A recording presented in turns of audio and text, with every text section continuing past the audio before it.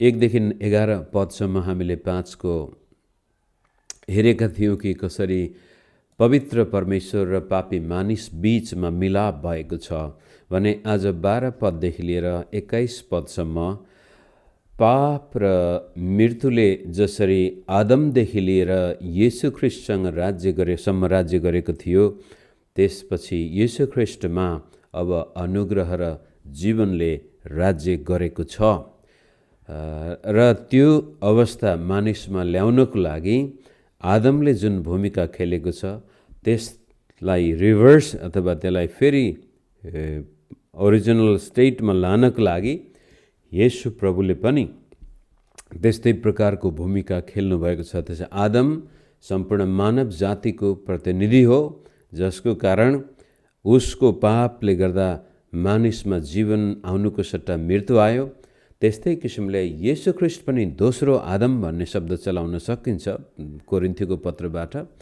त्यो आदम हुनुहुन्छ जसले मानिसको जीवनमा पाप र मृत्युले राज्य गर्दै आएको क्रमलाई भङ्ग गरेर अब मानिसको जीवनमा अनुग्रह र जीवनले राज्य गर्ने अवस्थामा हामीलाई ल्याइ पुर्याउनु भएको छ भन्ने तथ्यलाई आउनुहोस् हामी 12 पदबाट हेरौँ, रोमी 5 को 12बाट।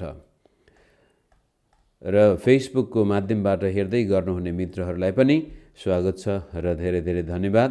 र हामी जसरी यो बिहानको डिभोसनमा जुममा त प्रत्यक्ष भए जस्तै हुन्छ, विशेष गरी जुमका मित्रहरूले भिडियो खोलिदिनु भयो भने त हामीले अनुहार हेरेरै नजिकैबाट सङ्गति गरेको भानुहुन्छ। फेसबुकबाट अप्रत्यक्ष भए तापनि धेरैजना निरन्तर यसमा आइरहनु भएको छ, मलाई थाहा छ। र यहाँहरूको सहभागिताको लागि धन्यवाद। र यसलाई पनि तपाईँले बाइबल खोलेरै आफ्नो सामनेमा पढ्नुभयो र हामीले मनन गर्दै गरेको खण्डलाई आँखाले नै हेर्नुभयो भने आज तपाईँ मेरो यो आत्मिक डिभोसनले जीवनमा गहिरो काम गर्नेछ। 12 पदबाट म पढ्छु। एकजना मानिसद्वारा संसारमा पाप आयो र पापबाट मृत्यु, यसरी सबै मानिसले पाप गरेका हुनाले सबै मानिसमा मृत्यु फैलियो।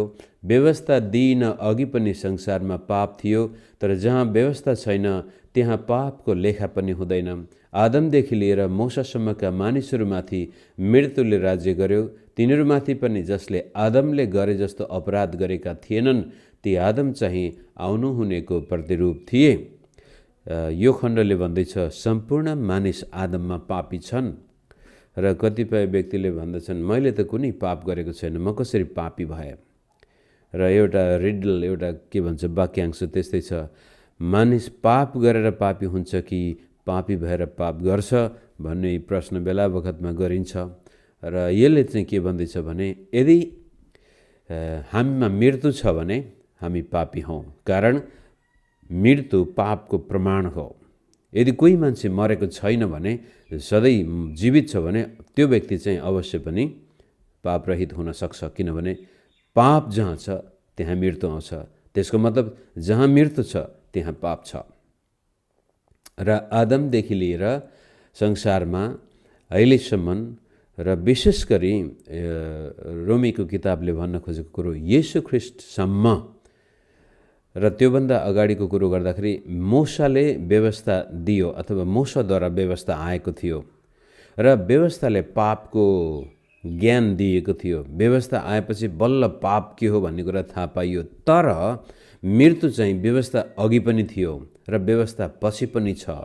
आदमले जस्तो पाप नगरेका मानिसमा पनि मृत्यु छ। यसको मतलब सबै मानिस आदमको पापमा समावेश भएका छन्।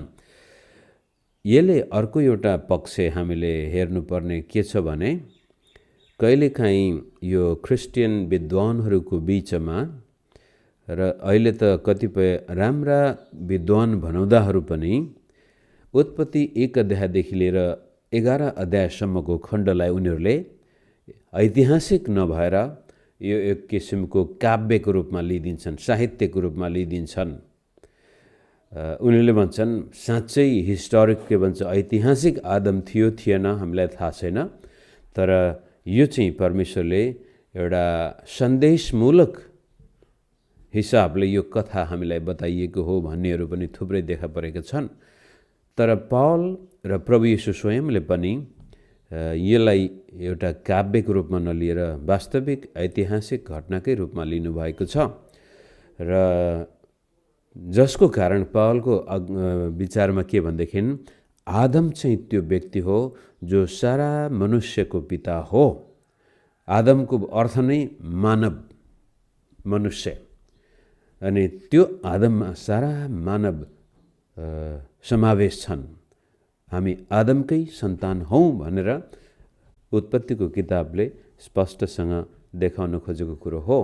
र त्यो आदममा जुन प्रकारको पापले प्रवेश गर्यो, अब उत्पत्तिको किताबले धेरै कुराहरू बयान गर्दैन, परमेश्वरलाई चाहिँ त्यो त्यति आवश्यक पनि थिएन। हाम्रो मुख्य मुक्तिको चिन्ता थियो परमेश्वरलाई, र त्यो मुक्तिको आधार जग प्रस्तुत गर्नको लागि पावलले पनि आदमको ऐतिहासिक घटनालाई लिएर भन्नुहुन्छ कि आदममा सम्पूर्ण मानव जाति लुकेको छ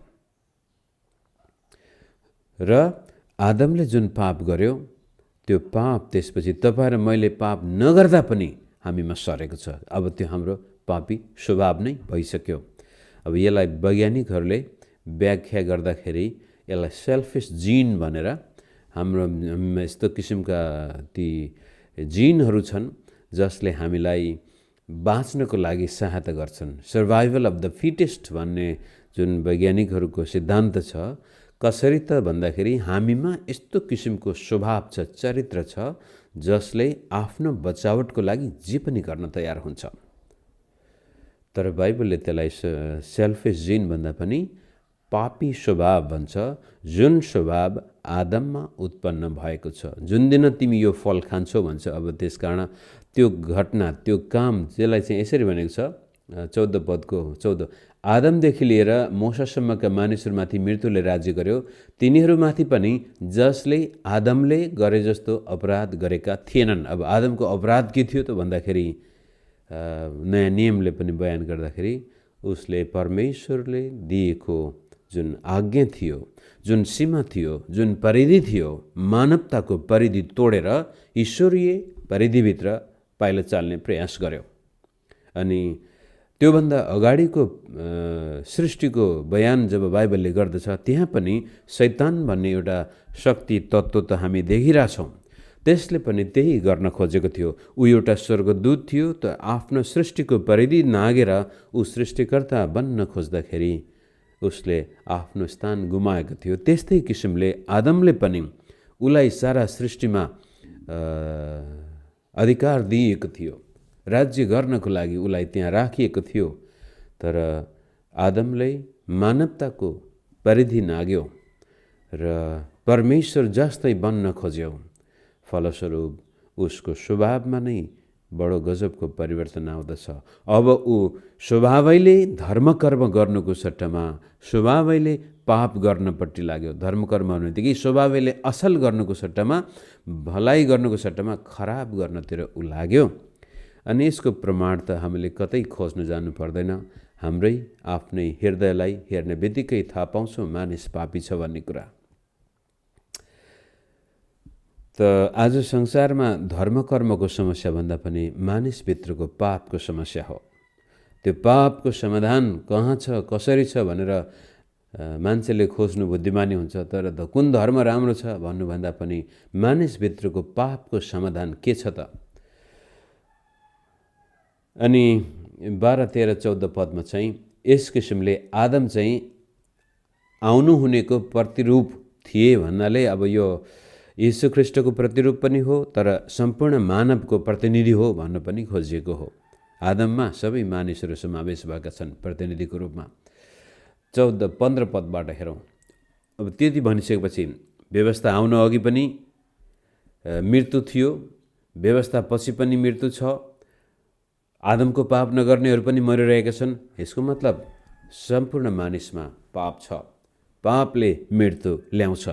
यो विषयलाई अलिक तन्काउन खोजेको खण्डमा हुन त बाइबलले पापको ज्याला मृत्यु हो भन्ने बित्तिकै त्यो मृत्यु शरीरसँग पनि सरोकार गर्छ, तर वास्तवमा आत्मिक मृत्यु हो।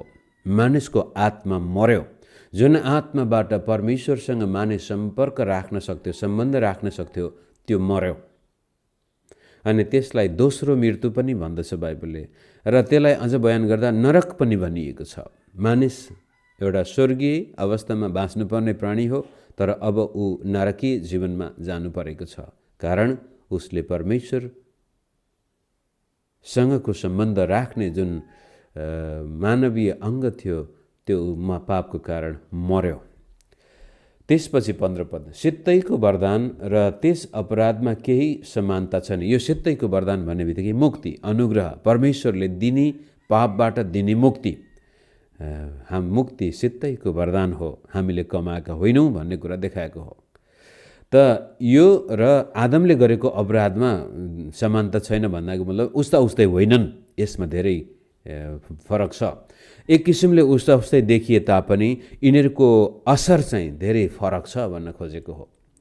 किनकि एकजना मानिसको अपराधले गर्दा धेरै मरे भने त झन् बढी परमेश्वरको अनुग्रह र एकजना मानिसको अर्थात् येशू ख्रीष्टद्वारा आएको सित्तैको वरदान धेरैका निम्ति प्रशस्त भयो। जसरी एउटा मानिसको पापको कारण त्यसपछि उसबाट जन्मेका सबै मानिसमा पाप अनि मृत्यु आयो, त्यस्तै किसिमले एकजना मानिसको धार्मिकता मुक्ति जो हामीलाई उहाँले सित्तैको वरदान दिनुभएको छ धेरैका निम्ति प्रशस्त भयो। 16 पद, सित्तैको वरदान चाहिँ त्यस एकजना मानिसको पापको नतिजा जस्तै होइन, किनकि एउटा अपराधको इन्साफले दण्डको आज्ञा ल्यायो, तर धेरै अपराधका पछि आउने सित्तैको वरदानले निर्दोषीकरण ल्याउँछ। यदि एउटै मानिसको अपराधले गर्दा त्यस मानिसद्वारा मृत्युले राज्य गर्यो भने त झन् बढी प्रशस्त अनुग्रह र धार्मिकताका सित्तैको वरदान पाउनेहरूले एउटै मानिस येशू ख्रीष्टद्वारा जीवनमा राज्य गर्नेछन्। अब याद गर्नुहोस्, माथि मृत्यु, पाप र मृत्युले राज्य गरेको थियो, तर ख्रीष्ट येशू दोस्रो आदम आउनुभयो र त्यो दोस्रो आदमले दिने अनुग्रह र धार्मिकता जसलाई सित्तैको वरदान भनिएको छ, त्यसद्वारा अब हामी जीवनमा राज्य गर्नेछौँ। अथवा जसले ख्रीष्ट येशूमा पापको क्षमादान पाउँदछन् तिनीहरू जीवनमा राज्य गर्नेछन्। उनीहरू अब मृत्यु र पापको अधीनमा नभएर मृत्यु र पापलाई अधीन गर्नेछन्। बडो गजबको परिवर्तन हामी यहाँ देख्दैछौँ। येशू ख्रीष्ट बिना पापको समाधान छैन भन्न खोजेको हो। कारण आदम जसरी प्रतिनिधि भयो सारा पापी मानिसको लागि, त्यस्तै किसिमले मुक्तिको प्रतिनिधि हुनुहुन्छ प्रभु येशू। अनुग्रह र धार्मिकता उहाँबाट मात्रै प्राप्त हुने भएको कारण जब कसैले ख्रीष्ट येशूलाई आफ्नो जीवनमा काम गर्ने स्थान दिन्छ, मौका दिन्छ र भन्छ, हो प्रभु, म आदमको पापबाट ग्रसित भएको व्यक्ति हुँ, आदमको पाप मात्र छोडिदिउँ, म आफै पनि पापी हुँ। जस्तै उदाहरणको लागि एउटा बालक जन्मिने बित्तिकै हामी देख्दछौँ उसमा सेल्फिस जिनले काम गरेको, पापी स्वभावले काम गरेको। तापनि यस्तो स्थिति आउँछ, संसारमा कुनै यस्तो व्यक्ति छैन जसले कुनै भुल गरेको छैन, चाहे त्यो जस्तो सुकै सन्त महन्त महापुरुष किन नहोस्। कुनै न कुनै क्षेत्रमा मन, वचन र कर्ममा उसले कहीँ न कहीँ विवेकको विरुद्धमा काम गर्छ, असलको भलाइको विरुद्धमा काम गर्छ। र जब त्यो व्यक्तिले त्यो काम गर्ने बित्तिकै उसले आफैलाई आदममा आफ्नो प्रतिनिधित्व जनाउँदैछ। आदम नै मैले छानेको व्यक्ति हो भनेर उसले भन्दैछ। हुन त हामीले आदमको सन्तान बन्नको लागि छानेका होइनौँ, तर जुन दिन हामी कुनै पनि प्रकारको पाप स्वेच्छाले गर्दछौँ, त्यति बेला स्वेच्छाले हामी आदमको पापमा समावेश हुँदैछौँ र आदम हाम्रो प्रतिनिधि हुन्छ। त्यस्तै किसिमले जब ख्रीष्ट येशू दोस्रो आदम, अब यसलाई झल्काउनको लागि म तपाईँलाई मत्ती 4 अध्यायमा अथवा लुकाको सुसमाचारमा पनि येशूको परीक्षालाई हेर्नुहोस्। आदमको बगैँचामा आदमलाई परीक्षामा पार्नको लागि शैतान आउँछ र हेर्नमा रहर लाग्दो, खानमा मिठो अथवा जीवनको चाहको लागि, अहङ्कारको लागि, आँखाको अभिलाषा, जीवनको सेखी, तीनै क्षेत्रमा शैतानले आदमलाई फसायो। हुन त अब हब्बासँग कुरा गरेको थियो। हब्बा धोकामा परेकी थिइन्, तर आदमले चाहिँ जानी जानी पाप गरेको हो। उसलाई थाहा छ यो गर्नु हुँदैन थियो, तरै पनि उसले आफ्नो चेतनशील अवस्थामा नै उसले त्यो सीमा तोडेको हो। त्यसै कारण उसले आफ्नो राज्य गुमायो, शैतानको हातमा संसारको राज्य हस्तान्तरण गरिदिन्छ र त्यो अदनको बगैँचा अब उसको लागि उजाड हुन्छ। काँडा र सिउनी त्यहाँ उत्पादन भए, श्राप अनि मृत्यु त्यहाँ आउन थाल्यो। तब जब येशू ख्रीष्ट आउनुभयो आफ्नो सेवा सुरु गर्नुभन्दा अगाडि, यो हामीले हेर्दाखेरि साधारण लाग्न सक्छ, यो एउटा जीवनमा घट्दै गरेको घटनाक्रम होला जस्तो लाग्छ। तर यर्दन नदीमा बप्तिस्मा लिइसकेपछि येशू प्रभु जानुहुन्छ उडाल स्थानमा, त्यो पनि पवित्र आत्माद्वारा अगुवाई भएर। अनि उजाड स्थानमा 40 दिनसम्मको उपवासपछि शैतान तिनै क्षेत्रमा येशू प्रभुलाई परीक्षा गर्न आउँदछ, जुन क्षेत्रमा आदम पतन भएको थियो।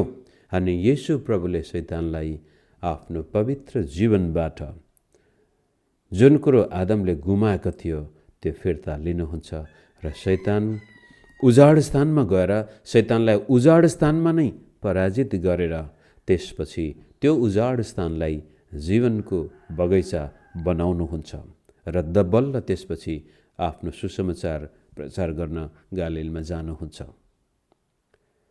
त उजाड बगैँचालाई येशू ख्रीष्टले आज जीवनको बगैँचा बनाइसक्नु भएको छ, जीवनको रुखमा परिणत बनाइसक्नु भएको छ। कारण आदमले जे गुमाएको थियो येशू प्रभुले शैतानबाट त्यो थुतेर ल्याउनु भएको छ। र कलसी 2 अध्यायमा आएर त उहाँले कल्वरी क्रुसमा त्यसपछि व्यवस्थाले लाउने दोष, शैतानले लाउने दोष र सबै प्रकारका शैतानिक शक्तिहरूलाई पनि क्रुसमाथि पूर्ण रूपले विजय हासिल गर्नुभएको छ। अब उहाँले पापको प्रायश्चित मात्र हामीलाई शुद्ध गर्नको लागि आफ्नो रगत मात्र बगाउनु भएन कि हामीलाई दासत्वमा राख्ने शैतानिक शक्तिमाथि पनि पूर्ण रूपले विजय हासिल गरिसक्नु भएको छ। यहाँसम्म कि अब मृत्यु पनि ख्रीष्ट येशूको अधीनमा गइसकेको छ, किनभने उहाँले मृत्युलाई जितिसक्नु भएको छ, पुनरुत्थान भइसक्नु भएको छ। र पहिलो कोरिन्थी 15 अध्यायमा अब अन्तिम शत्रु चाहिँ मृत्यु भनेको छ मानिसको लागि। अझै पनि हामी शरीरमा मरिरहेछौँ। हिजो एकजना सायद हिन्दू मित्र नै हुनुहुन्छ होला, मलाई मेसेज पठाउनु भएको थियो, तिमीहरू यस्तो गर्छौ उस्तो गर्छौ भनेर यो अडियो मेसेज पठाउनु भएको थियो। चङ्गाई भन्छौ, यो भन्छौ, सबै धर्म बराबरै हुन्, यानतेन हुन् भनेर लेख्नु भएको थियो। अनि मैले भनेको थिएँ राम्रो कुरो गर्नुभयो, क्रिस्चियनहरू यस्ता हुन्छन् उस्ता हुन्छन्, ती सबै क्रिस्चियन पनि मानिस नै हुन्, सबै प्रकारका मानिस यस्ता र उस्ता नै हुन्छन्। तर हाम्रो सबभन्दा ठुलो समस्या हामीभित्रको पाप हो र त्यो पापबाट मुक्ति पाउनको लागि हामीले हर ढुङ्गालाई पल्टाउनु पर्छ। मेरो पाप क्षमा भएको छ भनेर निश्चित नहुन्जेलसम्म प्रिय मित्र तपाईँले पनि सङ्घर्ष गर्नुहोस्। चाहे हिन्दू धर्मभित्रै पनि पाप क्षमा भएको आभास आउँछ भने ल प्रेज गड, तपाईँलाई बधाई छ।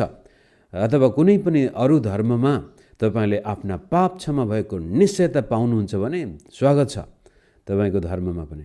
तर बाइबलले चाहिँ बडो स्पष्ट भाषामा भनेको छ कि हामीलाई येशू ख्रीष्ट चाहियो, किनभनेदेखि मानिसको पाप अरू कुनै हिसाबले क्षमा हुन नसक्ने भएको कारण स्वयं मानिस पापको लागि मर्नुपर्ने थियो र येशू ख्रीष्ट हाम्रो त्यो बलि हुनुहुन्छ।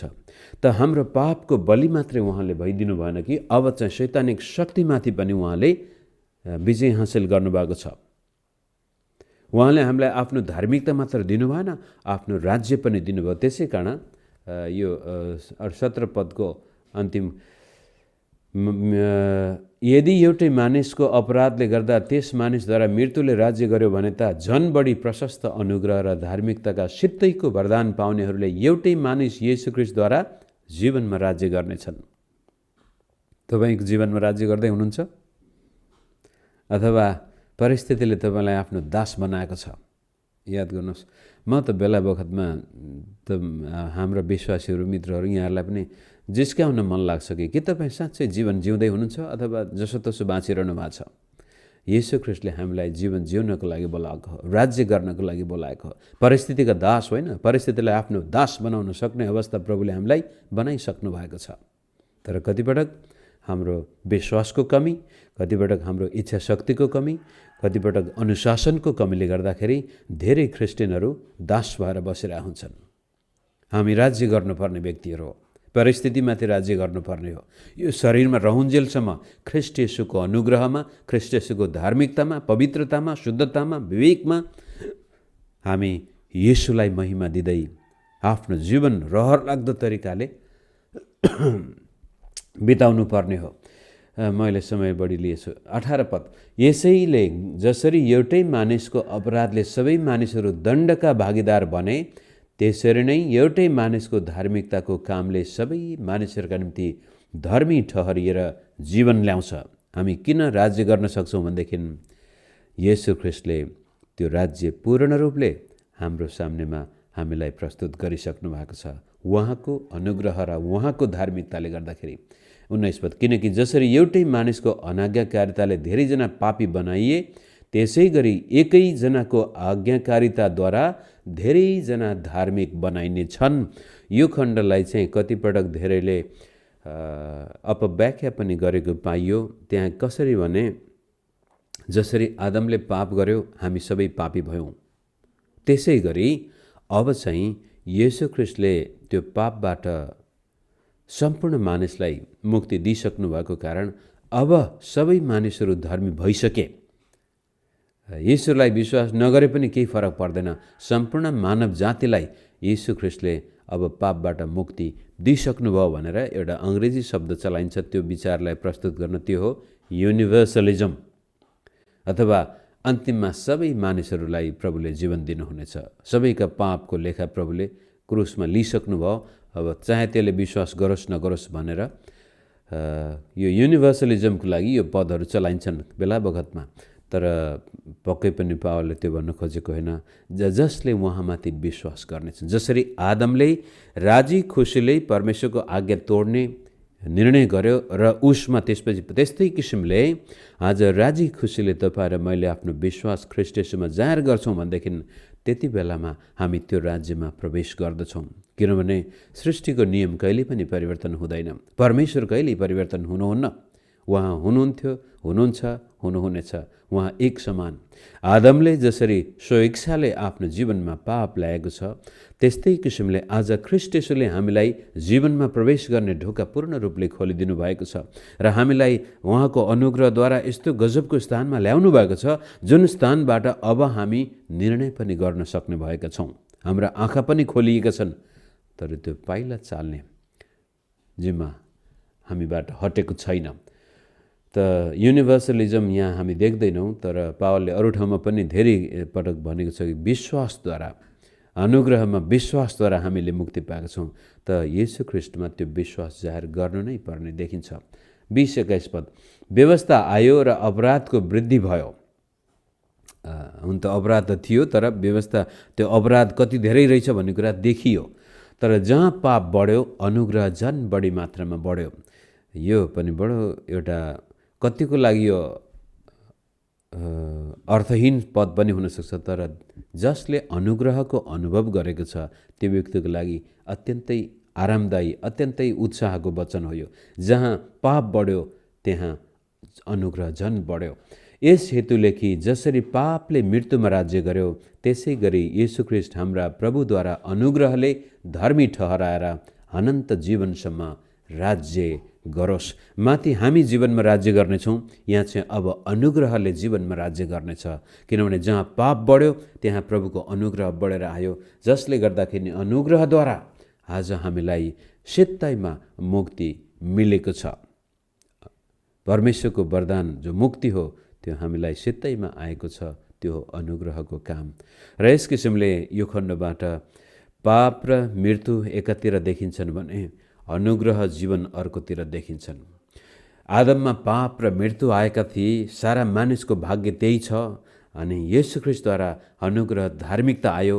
जसले आफैलाई येशू ख्रिस्टको मुनि राख्दछन् उनीहरूमा जीवन आउँछ, कारण ख्रिस्ट येशूले मृत्युमाथि विजय हासिल गरिसक्नु भएको छ, पाप हटाइसक्नु भएको छ, मृत्यु पराजित भइसकेको छ। र एक दिन जब तपाईँ र मेरो पनि पुनरुत्थान हुनेछ, त्यसपछि यो मृत्यु, आत्मिक मृत्यु, साथसाथै शारीरिक मृत्युमाथि पनि हामी विजयी बन्नेछौँ। अहिले हामी आत्मिक मृत्युमाथि विजयी भइसकेका छौँ। येशू ख्रीष्टमा जसले विश्वास गर्दछ त्यो नयाँ सृष्टि हो। हाम्रो आत्मामा हामी परमेश्वरसँग मिलापमा भइसकेका छौँ। तर शरीरमा मृत्युले अझै राज्य गरेको छ। यद्यपि यो शरीर नै अहिले पवित्र आत्माको मन्दिर छ, प्रभु हामीसँग अहिले सङ्गत गर्नुहुन्छ, तरै पनि यो शरीरले मृत्यु अनुभव गर्नेछ। तर एक दिन आउनेछ यो शरीरले पनि मृत्युमाथि विजय हासिल गरेर पुनरुत्थान बौरी उठेको शरीर धारण गर्नेछ, अविनाशी शरीर धारण गर्नेछ र सदाकाल हामी परमेश्वरमा राज्य गर्नेछौँ। त्यो रहस्य हो क्रिस्चियन जीवनको रहस्य। अब यसलाई हामीले सैद्धान्तिक हिसाबले यसरी बुझ्यौँ भनेदेखि त्यसपछि नजिक तानेर व्यवहारिक पक्षमा हामीले यसलाई लागू गर्ने, ओहो म पापमाथि विजय भएको व्यक्ति, मृत्युमाथि विजय भएको व्यक्ति, मृत्युले पापले ल्याउने सबै प्रकारका मृत्यु, चाहे अनन्त मृत्यु मात्र होइन मित्रहरू, पापले तपाईँ मेरो जीवनमा सम्बन्धको मृत्यु ल्याउँछ, विवाहको मृत्यु ल्याउँछ, व्यापार व्यवसायमा उन्नति हुनुको सट्टामा दुर्गति हुन सक्छ पापको कारण। शरीरमा स्वस्थ जीवन बाँचुन्जेलसम्म स्वस्थ हुनुको सट्टामा हामी रोग व्याधिले ग्रसित पनि हुन सक्छौँ यदि हामीले पापलाई स्थान दियौँ जीवनमा।